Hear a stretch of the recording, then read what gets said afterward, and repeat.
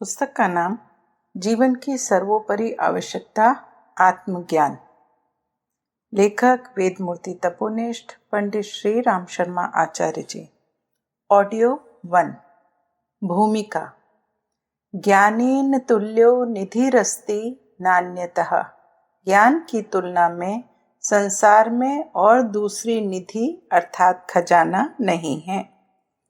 आत्मा के विषय में संसार के विद्वानों में बहुत मत पार्थक्य दिखाई पड़ता है।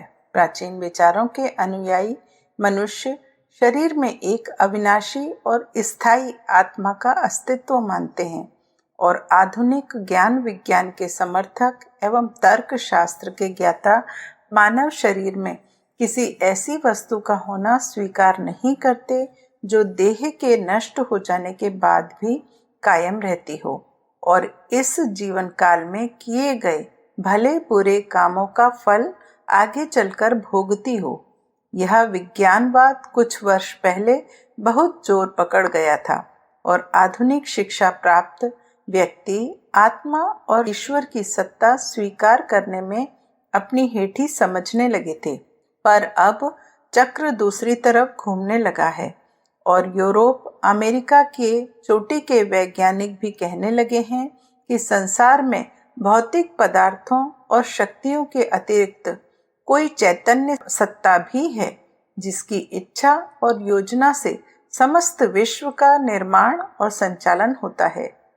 चाहे इस विचार को तर्क के द्वारा अथवा प्रत्यक्ष प्रमाणों के आधार पर सिद्ध कर सकना सहज ना हो, पर इसमें कोई संदेह नहीं कि आत्मसत्ता को मानने और स्वीकार किए बिना मानव जीवन की सार्थकता नहीं हो सकती। आत्मज्ञान के विषय को जाने और समझे बिना मनुष्य बेपेंदी के लोटे की तरह बना रहता है जो कभी इधर और कभी उधर लुढ़क जाता है। हमारे जीवन का सबसे बड़ा तत्व परमार्थ है, पर वह आत्मज्ञान के बिना प्राप्त नहीं हो सकता।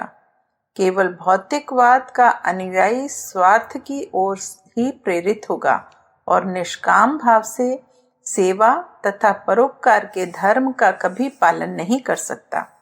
दूसरी हानि यह भी है कि आत्मसत्ता से विमुख व्यक्ति सांसारिक आपत्तियों और कष्टों में अविचलित और धैर्य युक्त भी नहीं रह पाता, क्योंकि उसके पास स्थिर रहने का कोई आधार नहीं रहता।